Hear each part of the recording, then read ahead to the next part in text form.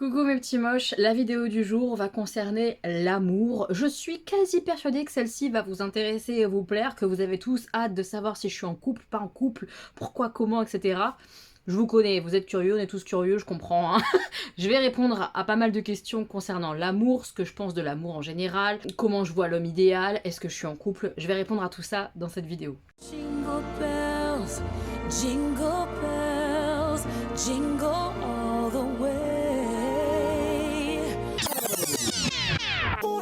Première question, que signifie l'amour pour moi? Alors, c'est difficile de définir l'amour. Déjà, l'amour de couple, qui est différent de tous les autres amours, mais l'amour de couple, il y en a plusieurs différents. Il y a l'amour passionnel, il y a l'amour qui est plus attirance physique, il y a l'amour vraiment où tu te connectes intellectuellement.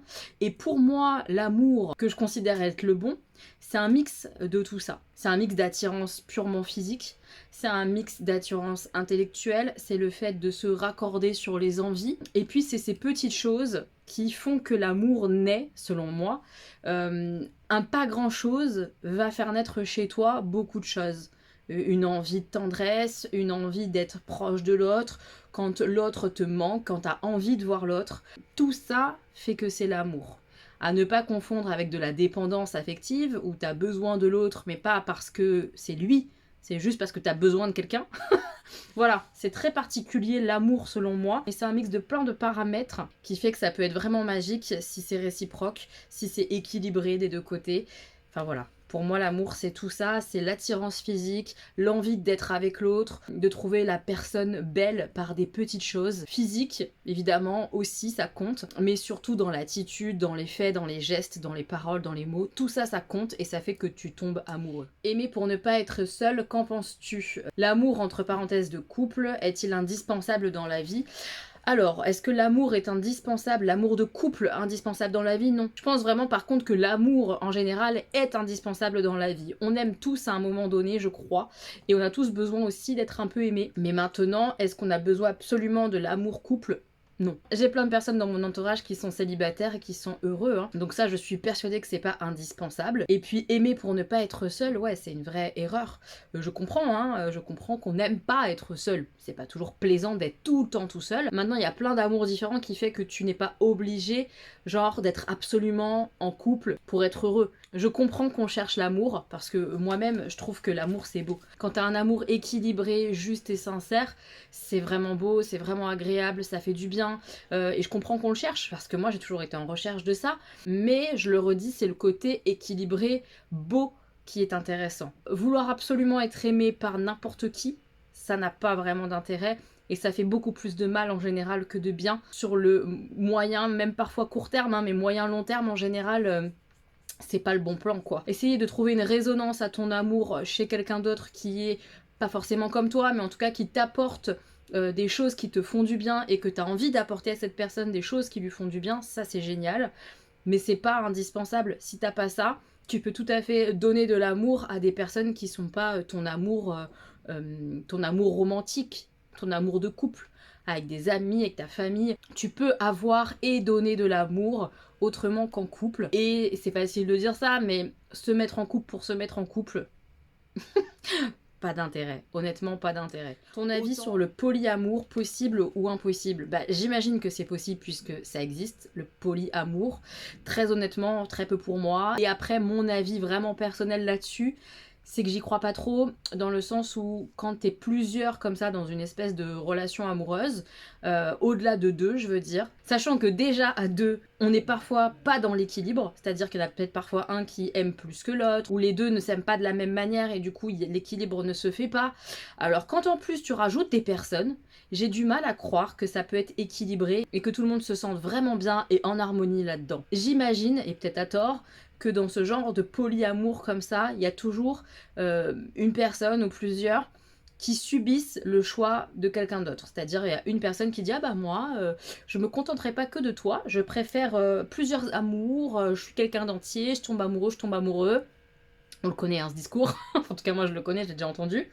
Et ok, mais du coup, les personnes qui, elles, tombent amoureuses de cette personne-là qui a décidé de butiner comme ça, bah, elles n'ont pas le choix. Soit elles se mettent dans une relation comme ça où elles savent que c'est pas que elles, soit elles abandonnent. Et parfois tu y vas quand même si t'es pas convaincu, toi, de vouloir ce genre d'amour polyamoureux, tout ça. J'y crois pas au côté équilibré où tout le monde a sa place, où ça convient parfaitement à 100% à tout le monde. Je pense qu'il y a des gens là-dedans qui font des concessions. Et est-ce que toutes les concessions sont bonnes à faire? Je crois pas, surtout quand il y a des notions comme ça de sentiments et que ça peut te blesser.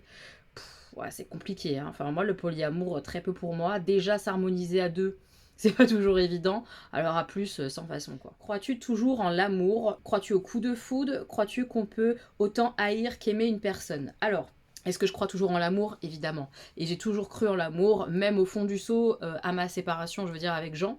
Quand j'étais vraiment au fond du fond, je me suis pas dit, genre, je crois plus en l'amour, je ne crois plus être capable d'aimer. Je croyais qu'on ne pouvait plus m'aimer et qu'on ne m'aimerait plus moi parce que à ce moment-là, j'avais un vrai problème de confiance en moi et de qui j'étais et du fait que j'étais aimable. J'avais pas peur de moi ne plus aimer, j'avais pas peur de moi plus faire confiance, j'étais pas là-dedans, j'étais vraiment dans moi, personne va vouloir de moi, vraiment. Donc oui, j'ai toujours cru en l'amour en général, j'ai toujours cru que moi je pouvais aimer les autres, ça c'est une évidence, que ce soit de l'amitié ou de l'amour amoureux, tout ça, je sais que je suis capable et que j'ai toujours été capable de donner de l'amour. Par contre, j'ai pensé à un moment, et puis parfois ça revenait aussi au fur et à mesure après certaines relations, etc., où je me disais, mais en fait, je mérite pas l'amour, personne n'arrive à m'aimer. C'était un peu dur, c'était un petit peu dur. Crois-tu au coup de foudre? Bien sûr, pour moi, le coup de foudre, c'est une espèce d'alchimie comme ça, plutôt physique, où ça te file des papillons et tout, et je sais pas si on l'a tous ressenti un jour, mais le coup de foudre, ouais, je pense que c'est possible. Par contre, je ne le cherche pas, honnêtement, parce que c'est très souvent très décevant. Cette espèce de coup de foudre comme ça, c'est souvent physique, ou alors avec des attitudes, des gestes, etc. Moi d'ailleurs, je trouve que l'attitude, les gestes, la manière de bouger de quelqu'un, de s'exprimer, c'est parfois ça qui va m'attirer plus que juste une plastique. Mais cette espèce de coup de foudre comme ça, en fait, tu connais pas la personne réellement, ses valeurs profondes, ce qu'elle est, etc. T'as des petites idées de ce qu'elle dégage, mais tu sais pas qui elle est profondément. Et du coup, ce genre de coup de foudre comme ça, en général, c'est dévastateur parce que tu t'attaches à ce truc-là, et puis après, derrière, tu te fais beaucoup de mal. Donc j'aime pas trop ce truc-là, c'est pas quelque chose que je recherche. Pareil, quand on me demande est-ce qu'on peut autant haïr qu'aimer une personne? Oui, surtout dans des relations très toxiques, et c'est pas du tout ce que je recherche, dans des relations très toxiques comme ça, passionnelles, la passion quoi. Et moi la passion, j'en veux pas. La passion, il y a une autrice d'ailleurs au salon du livre de l'amour qui en parlait, elle disait que la passion elle s'installe quand t'as vraiment un gros manque à combler, et que l'autre personne en face a également un gros manque à combler, et que chacun comble cette espèce de manque, mais qu'à tout moment ça va bouffer l'un l'autre, et c'est vraiment pas beau en général, les passions. Il y a des instants incroyablement beaux, magiques, etc., où c'est très intense, et puis l'instant d'après, c'est horrible parce que tu te détruis, tu te fais du mal. Est-ce que j'ai envie de ressentir ça? Pas du tout. Moi, je veux du beau. Je veux du beau. Alors, est-ce que je préfère du beau un peu moins intense pour ne pas subir tout l'enfer qui va avec la passion? Carrément, carrément, carrément. Et puis, je crois vraiment qu'on peut avoir des instants de passion dans des histoires d'amour plus douces et plus posées. C'est possible en fait de ressentir ça, mais voilà, moins démesuré, moins dangereux aussi du coup. Je crois vraiment que ce côté amour-haine, c'est trop dans la passion et c'est pas bon du tout. On peut pas avoir des écarts comme ça, enfin on peut, mais c'est pas souhaitable. Moi je me le souhaite pas, hein. L'amour-passion ça fait trop mal, ça fait trop mal. Est-il difficile de faire confiance à nouveau? Ah ça c'est une bonne question, sachant que j'ai été trahie, hein. Est-ce qu'il a été difficile de refaire confiance? Non. Je sais pas comment et pourquoi, mais ça n'a pas déclenché chez moi la peur qu'on me mente, qu'on me trahisse. Après, honnêtement, avec les rencontres, on en parlera plus tard, les rencontres sur internet, les choses comme ça, forcément, tu sais que beaucoup vont te mentir. Ça fait partie du truc, c'est horrible de dire ça, hein, mais c'est vraiment ce que je pense. Les humains que tu rencontres en face de toi ont tendance à te mentir, te trahir et tout. Mais la peur n'évite pas le danger, donc je laisse aller les choses. C'est pas pour autant que je me mets pas en alerte. Au contraire, à chaque rencontre que j'ai pu faire, etc., là, dans ma vie, entre guillemets, romantique, amoureuse, sexuelle, peu importe, j'avais mes alertes. C'est-à-dire que, ah tiens, là, ce qu'il me raconte, c'est n'importe quoi. Il est en train de te mentir, attention, gros mytho. Mais pour autant, ça m'empêche pas de donner ma confiance. C'est comme ça que je fonctionne, en fait, je crois. Je donne ma confiance, et puis quand les alertes se mettent en route et que je vois que t'es en train de me mentir et de me trahir, bah terminé, bonsoir. Mais je t'ai donné ta chance, j'ai eu confiance en toi, tu m'as trahi, tant pis pour toi en fait. Moi j'ai pas de regret d'avoir donné ma confiance, je pense que c'est toujours bon de faire confiance à la personne qui est en face de nous. Honnêtement, si on n'est pas prêt à faire confiance, c'est qu'on n'est pas prêt à se mettre en couple ou à être amoureux ou ce genre de choses, parce qu'on va se détruire. La personne qui n'a pas confiance en l'autre, qui demande des comptes, c'est pas possible, c'est pas vivable. Et honnêtement, je suis pas comme ça, je suis pas quelqu'un de jalouse, je suis pas quelqu'un qui n'a pas confiance en l'autre. Par contre, je suis attentive, j'entends, je vois ce qui se passe, et quand les choses ne tiennent pas la route, et que mi bout à bout, tu te rends compte que ça va pas du tout, bah salut en fait, bonsoir, au revoir, à la prochaine, bye bye quoi. Donc non, j'ai pas de difficulté à faire confiance à la personne qui partage ma vie, ou la personne que je rencontre. Non, j'ai pas de difficulté à faire confiance. Combien d'histoires d'amour tu as eu? Putain, mais franchement, j'en sais rien du tout. Je sais pas compter. Je sais pas, moi, je dirais une petite dizaine depuis les premiers amours jusqu'à maintenant. Ouais, peut-être une dizaine. Je sais pas, j'ai pas compté, j'ai pas spécialement envie de compter ça. Et puis les amours sont tellement différents. Ce que j'ai ressenti à un moment donné pour de l'amour avec la distance, est-ce que c'était vraiment de l'amour ou est-ce que c'était autre chose? C'est compliqué hein, de savoir. Parce que histoire sérieuse et amour, c'est pas la même chose. Tu peux être amoureux et que pour autant l'histoire n'aboutit pas ou que l'histoire n'est pas sérieuse pour l'autre, pour toi, enfin peu importe. Donc c'est difficile de vous dire genre combien de fois j'étais amoureuse. Mais j'ai été amoureuse une bonne dizaine de fois facile, je pense. Après, en histoire réelle, sérieuse, tout ça, beaucoup moins. Et pour autant, c'est pas forcément les histoires les plus longues, etc., qui ont le plus compté et marqué ma vie. As-tu déjà été attirée par une femme? Non. Mais c'est pas quelque chose que j'exclus, j'en ai déjà parlé. Pour moi, l'amour, c'est l'amour d'un humain, etc., plus qu'une plastique. Pour autant, vraiment sexuellement parlant, je suis attirée par les hommes. Donc forcément, au premier abord, je suis pas attirée par une femme. Mais ça pourrait, je crois, tout à fait m'arriver de tomber amoureuse d'une femme alors que, à la base, c'est pas mon attirance sexuelle, physique, etc. Comment as-tu recommencé à y croire? Bah avec Samuel, je vais pas mentir, vous le savez, vous avez un petit peu suivi cette histoire. Même si vous n'avez pas suivi le tout début, vous avez été dans cette histoire d'amour là, parce que c'était vraiment de l'amour. Et j'ai commencé à y recroire parce que il m'a donné de l'importance en fait. Il m'a montré que je pouvais à nouveau être touchée. Je parle pas sexuellement, hein. Même si forcément aussi sexuellement, c'est pas ça que je veux dire. Je veux dire vraiment dans le côté très tactile des choses, Samuel a été très aidant parce que ça a été une personne qui, quand elle te touchait, et je répète, pas sexuellement, mais quand elle te touchait vraiment de la tendresse et de l'amour, tu sentais qu'elle te touchait réellement. Et ça, c'est très particulier, j'ai du mal à l'expliquer. Mais l'amour que m'a donné Samuel a été très réparateur et m'a ouvert à plein de choses. Et en ça, cette relation-là, cet amour-là a été très beau, même s'il a été très court.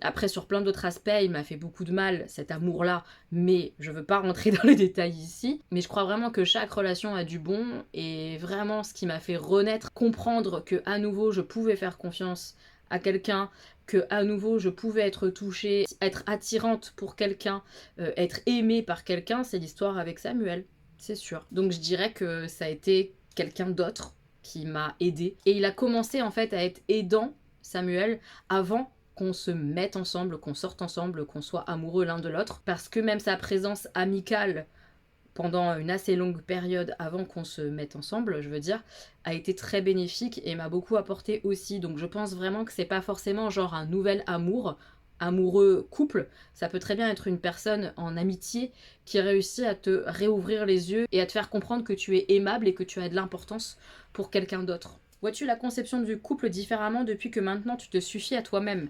Oui, forcément, oui, oui, parce que je ne cherche plus à me compléter. Je ne cherche plus à exister absolument à travers le regard de l'autre. Je ne cherche pas à exister pour l'autre, par l'autre surtout. Évidemment que j'attends de l'attention, de l'amour, la tendresse, la complicité, l'envie de partager, le fait d'être importante pour l'autre, parce que j'attends cet équilibre et que moi je donne ça quand j'aime.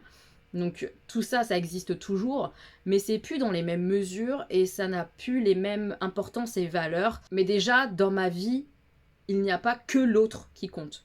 Il fait partie de ma vie, l'autre, quand je suis en couple, il fait partie de ma vie, vraiment, et il a beaucoup d'importance, et je pense que je donne beaucoup, mais ça n'est pas que lui, ma vie. Mes amis restent à leur place. Et il n'est pas question que mes amis sautent, que ma famille saute, que tout ça ait moins d'importance, alors qu'avant c'était tout pour l'autre parce que je voulais absolument être complétée et être aimée. Maintenant, j'ai conscience de ma valeur. Je suis heureuse d'être aimée, surtout quand moi j'aime aussi. Vous voyez, quand il y a un vrai retour, ça c'est trop bien. Mais je suis pas dans la même démarche en fait. Je suis pas dans l'attente de l'autre pour exister. Je me suffis à moi-même. Je suis moi. Et si on m'aime, c'est merveilleux. Surtout si moi je l'aime aussi. Mais pour autant, si on m'aime pas, bah je peux vivre sans. Je sais que je suis capable de vivre sans ça. Comment arrives-tu à rencontrer des hommes, etc. à Paris et tout et tout? Alors, bah ça c'est une bonne question, mais j'ai pas de solution pour rencontrer des hommes. Honnêtement, parfois je me fais draguer, mais je donne jamais suite. Je sais pas, soit je suis pas attirée, soit même quand je suis un petit peu attirée, bah je sais pas, la façon dont c'est fait, je suis pas à l'aise avec ça, avec le fait d'être draguée dans la rue ou dans les transports. Donc pour rencontrer quelqu'un, c'est compliqué, je trouve, à nos âges, parce que les gens que je côtoie, ils sont en couple. Les amis de ces gens-là, en général, sont en couple. Il y a peu d'hommes célibataires dans mon entourage en fait, donc je rencontre pas par le biais de mes amis. Donc il faudrait quoi? Que j'aille en boîte, en soirée, des choses comme ça. La seule fois où j'étais en boîte, c'était avec Tiffen à Strasbourg. On s'est fait draguer, hein, mais t'as pas envie de... Enfin, en tout cas, moi, j'ai pas envie de commencer une histoire avec des gars comme ça qui enchaînent de nana en nana toute la soirée. Franchement, ça mène à quoi? Ça m'intéresse pas.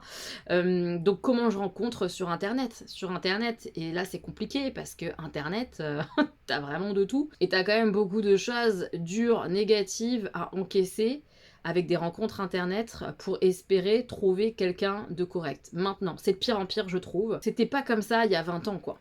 Là, on est sur un marché de menteurs. Et je sais pas comment sont les femmes de l'autre côté, hein. Moi je parle juste de ce que je connais, donc des hommes que j'ai rencontrés, beaucoup de menteurs, pas tous heureusement, mais beaucoup. C'est pas facile de te livrer, de donner à chaque fois, tu donnes beaucoup à beaucoup d'inconnus, pour un retour un peu sur investissement pas terrible quoi. On est vraiment dans un marché, c'est particulier, hein, c'est vraiment particulier. Donc je trouve ça très difficile quand on a nos âges de rencontrer d'autres célibataires qui ont à peu près les mêmes attentes que toi.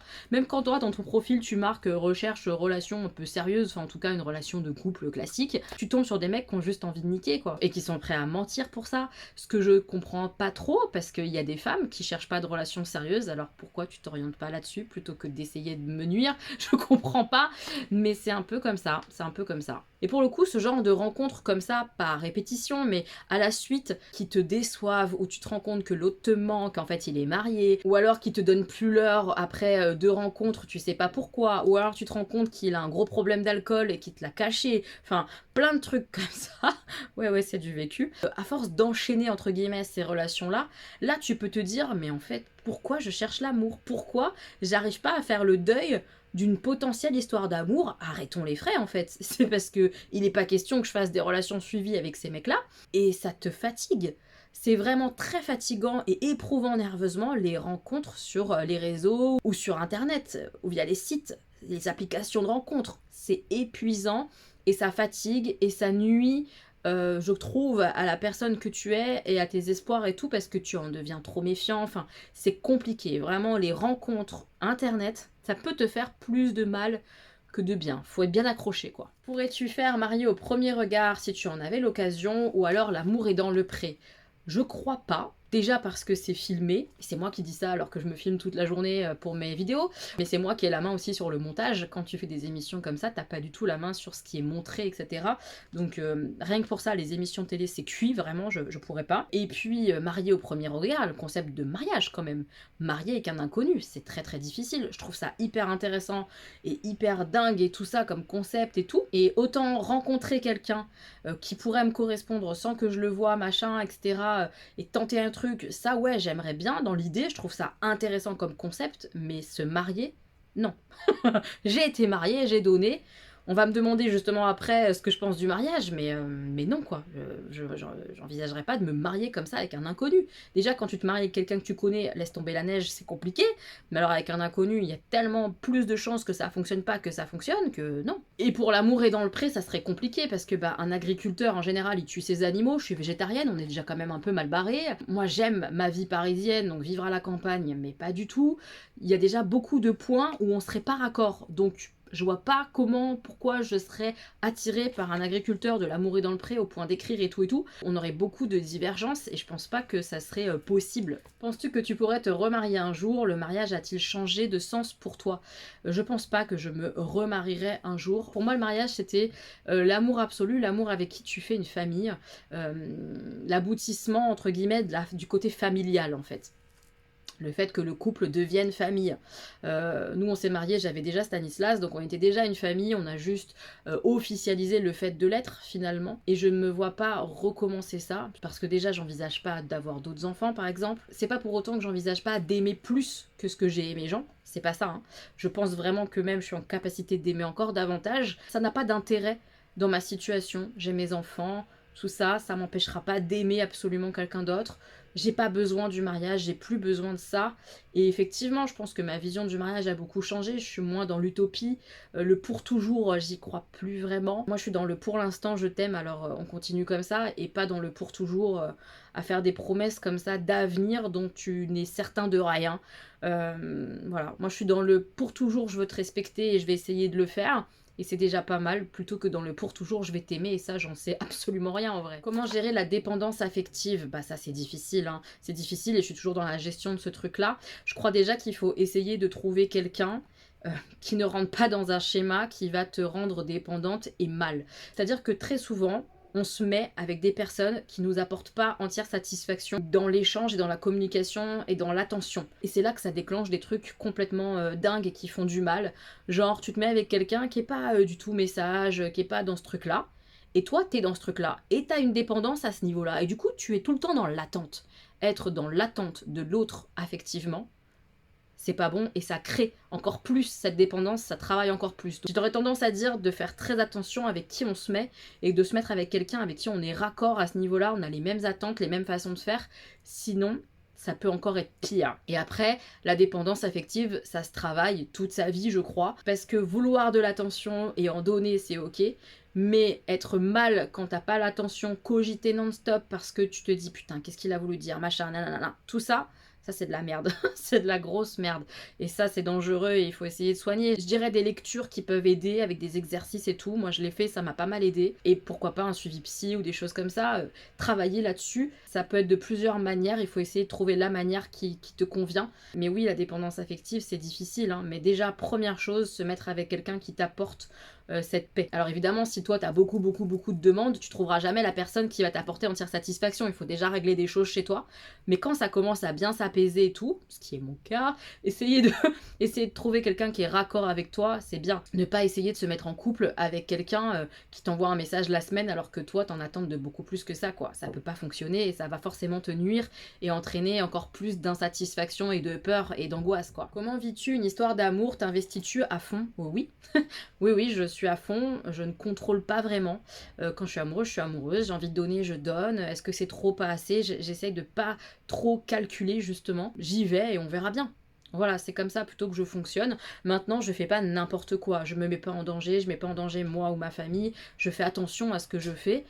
Mais pour autant, si je donne vraiment et je suis sincère. Crois-tu en l'amitié homme-femme? Oui, j'y crois. Bien sûr que j'y crois. J'ai plein d'exemples autour de moi d'amitié homme-femme qui sont sincères et des deux côtés, où il n'y a pas d'ambiguïté. J'y crois profondément. Par contre, effectivement, c'est pas toujours le cas. Parfois, il y a de l'ambiguïté, il y a des attentes de l'un par rapport à l'autre et tout, bien sûr. Mais pour autant, je suis persuadée qu'il y a des amitiés hommes-femmes qui sont complètement dénuées de sexualité ou de choses romantiques, j'en suis sûre. J'ai déjà vécu, j'ai déjà vu plein de fois autour de moi, donc oui, je crois en l'amitié homme-femme. Quel serait l'homme idéal aujourd'hui pour toi? Ah, c'est difficile cette question. Disons que je vous l'ai déjà dit, je sais ce que je veux, je sais ce que je veux plus. J'ai des attentes sur l'histoire un petit peu d'amour parfaite. Ça serait partager le beau, ça serait partager du quotidien, mais pas tout le temps. C'est-à-dire que je veux rester solo chez moi et que lui, il est un chez lui. Mais pour autant qu'on se retrouve quand même régulièrement et qu'on se voit beaucoup, que j'ai mes instants seuls et qu'il ait ses instants seuls, qu'il soit indépendant mais pas trop indépendant pour qu'on se retrouve, je veux dire justement qu'au niveau de l'équilibre, équilibre comme ça des attentes, on est à peu près les mêmes envies, les mêmes besoins. J'attends des petites attentions, ça c'est une évidence. J'attends beaucoup de respect, j'espère de la communication, qu'on me parle, qu'on me dise, qu'on exprime les sentiments. Et ça c'est pas toujours évident de trouver quelqu'un qui exprime ses sentiments et ce qu'il pense et ce qu'il ressent. À défaut de mots, des actes, des gestes, de la tendresse évidemment, qui montrent qu'il y a de l'amour, qui montrent qu'il y a de l'intérêt en tout cas. J'attends du respect, de l'honnêteté, du partage, d'avoir envie des mêmes choses, d'aimer sortir, d'aimer voir la vie, d'être curieux. J'attends tout ça de l'amour et mon idéal doit avoir un peu des valeurs communes avec moi, sinon ça serait compliqué. Quelqu'un qui m'apporte, qui me porte, qui ait envie que je sois bien et qui reçoive. Qui reçoivent mon affection, ma tendresse, ce que je peux lui apporter, ce que je peux lui donner, qui parle facilement, qui soit à l'aise avec moi. Je veux des choses simples en fait, hein. J'ai un idéal assez simple, mais cette simplicité est difficile à trouver parce que parfois quand tu dis que tu veux pas de couple, vie commune, de quotidien, à laver les chaussettes de l'un et de l'autre, bah parfois tu te retrouves avec des gens qui sont pas sérieux en fait. Alors que pour moi, ça n'empêche pas d'être sérieux, ça n'empêche pas d'être dans une réelle relation de couple où tu fais confiance l'un à l'autre et où c'est l'unique amour, c'est lui, tu vois. Il y a pas de droite-gauche. Mais souvent, les hommes, quand tu leur dis ça, ils pensent que ça y est, tout est permis, quoi. Non, c'est pas forcément le cas, quoi. Tombes-tu facilement amoureuse? Oui, je crois. Oui, je crois que je tombe facilement amoureuse une fois que j'ai les signaux qui sont au vert, en fait. C'est-à-dire que je m'interdis de tomber complètement amoureuse quand j'ai plein de signaux rouges. J'ai eu une relation il y a quelques temps, de quelques mois, où honnêtement j'aurais pu tomber amoureuse parce qu'il y avait beaucoup de choses qui me plaisaient chez lui, mais il y avait beaucoup de choses aussi qui me faisaient freiner des cas de fer. Il avait pas envie de s'engager, il voulait pas de relation de couple, enfin voilà, tous les signaux étaient rouges pour te dire arrête, ne t'attache pas, même arrête de le voir. Je continuais de le voir parce que ce qui m'apportait me faisait du bien à ces instants-là, mais je savais que c'était pas bon pour moi et qu'il fallait pas tomber follement amoureux. Donc même si cette relation m'a fait du mal, il y avait un espèce de truc amoureux, mais c'était pas de l'amour où tu donnes à 100%, etc. Je sais pas si je suis claire, mais en gros, je tombe facilement amoureuse, oui. Maintenant, je fais attention à moi, je sais, je vois, j'observe, je suis pas naïve, et même si mes sentiments peuvent venir assez rapidement, entre guillemets, tranquille, tranquille, je fais attention à moi. As-tu peur que ton image ou ta confiance en toi te freine dans tes rencontres potentielles? Évidemment, quand tu te sens pas bien et que tu te sens mal dans ta peau, dans ton corps, les rencontres que tu fais, c'est pas ouf parce que t'es pas épanoui, que tu te laisses pas aller. Il me faut en général un petit temps d'adaptation pour avoir confiance, même au niveau physique et tout, en l'autre. Et c'est pour ça aussi que, d'ailleurs je l'ai pas dit, mais mon idéal, il faut qu'il me trouve attirante. Vraiment, même physiquement, je veux dire. Si je sens pas une grosse attirance physique, ça va être cuit parce que je vais avoir du mal à me déshabiller devant lui, je vais me cacher, je vais pas être moi-même, ça c'est cuit. Donc ça c'est important pour moi, pour me livrer. Donc s'il n'y a pas ça déjà, la relation elle est cuite. Amoureuse, romantique, sexuelle, c'est cuit. Et après au-delà de ça, confiance en moi, il faut que je sois quand même dans un bon mood. Si je suis dans un mood où je vois tout en noir et tout, c'est compliqué. C'est compliqué parce que t'attires pas forcément les bonnes personnes en plus à toi. T'attires souvent des gens qui vont vouloir potentiellement te faire du mal, te manipuler, t'utiliser parce qu'ils voient que t'es pas bien, en bon état psychique. J'ai tendance à dire qu'il faut quand même être un minimum bien, en confiance, pour pouvoir aimer, donner et se laisser aller en amour, quoi. Sur quoi serais-tu prête à faire des concessions sur tes idéaux par amour? Bah, je suis pas prête à en faire beaucoup. Je suis pas prête à en faire beaucoup parce que je trouve que j'ai pas de grosses demandes et attentes. Peut-être un peu sur la communication. Quelqu'un qui communiquerait pas beaucoup, je pourrais être patiente, attendre qu'il s'ouvre un petit peu, essayer en fait qu'il communique, tu vois, parce que bah on n'a pas tous été habitués à parler, à communiquer. Je sais que ça peut être très difficile pour certaines personnes. Donc être patiente un petit peu sur le côté communication que j'attends de quelqu'un, ouais, ça je peux. Puis alors après sur les valeurs par exemple ou les choses comme ça, mais c'est cuit, je peux pas faire de concessions là-dessus. Il faut que ce soit une personne ouverte, qui m'apprenne des choses, qui soit curieux comme moi. Sinon, mais on va s'apporter quoi? Rien du tout. Ouais, je suis pas prête à faire beaucoup de concessions. Pas beaucoup. L'amour quand on est maman solo et proche de son ex, comment on fait? Alors, moi je suis proche de mon ex, mais pas tant que ça. Je suis proche physiquement de mon ex. Et forcément, il aura toujours une part dans ma vie et moi dans la sienne, parce qu'on a nos enfants en commun. Mais après, on a beaucoup maintenant de façons d'être très différentes, je crois. Donc on n'est plus si proche qu'avant. Et c'est peut-être pour ça que c'est aussi plus simple maintenant de faire rentrer des gens dans ma vie, dans mon cœur, parce qu'il n'a pas une grande place importante, Jean, dans ma vie, dans mon cœur. Je veux dire, pas autant que la personne qui m'a posé la question, je crois.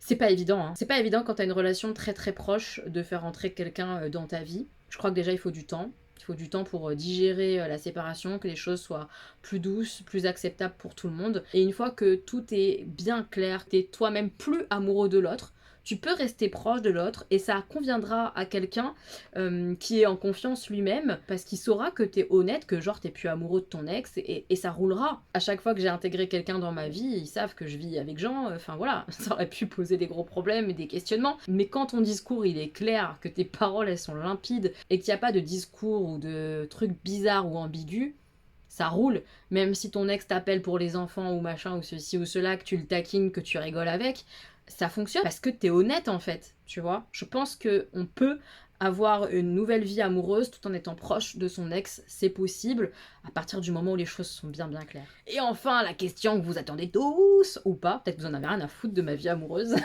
Est-ce que t'as un nouvel amour? Est-ce que t'es en couple aujourd'hui? Oui, je suis en couple aujourd'hui, je suis en couple depuis quelques mois, depuis septembre à peu près. Comme vous pouvez le constater, c'est récent, mais je me sens très en confiance. Je suis très bien avec l'homme avec qui je suis en ce moment, honnêtement c'est très doux, en même temps il y a une grosse attirance, plus ça va, plus il me plaît, plus j'ai envie de donner. C'est une relation qui est très réconfortante, avec beaucoup de respect, il m'a jamais fait de plans bizarres ou de choses à l'envers, chose que j'ai beaucoup vécu quand même dernièrement. Là c'est pas du tout le cas, je suis très en confiance et ça fait beaucoup de bien, c'est très apaisant pour mon cœur. Il me plaît vraiment énormément, que ce soit physique je veux dire, mais surtout dans ses actes, dans ses façons d'être. Le fait qu'il m'écoute, qu'il m'entende. On parle beaucoup, même si lui a peut-être plus de mal à communiquer. Je vois qu'il essaye, qu'il le fait quand même. C'est quelqu'un qui est curieux, c'est quelqu'un avec qui je peux partager plein de choses, avec qui j'ai envie de partager plein de choses. Je sais pas où ça va mener, c'est tout récent, c'est tout beau, c'est tout mignon. On verra, mais je suis bien et ça fait du bien. Voilà. C'est tout ce que vous saurez, bande de curieux. Mais oui, je suis en couple. On peut dire ça aujourd'hui, là, maintenant, tout de suite. Je suis en couple. J'espère que cette vidéo sur l'amour vous aura intéressé et je vous fais plein de bisous. Je vous souhaite plein d'amour, quel qu'il soit, mais de l'amour dans vos vies. L'amour, c'est important, je pense, quoi qu'il en soit, peu importe quel type d'amour. Je vous embrasse très fort et je vous aime. Voilà, gros bisous.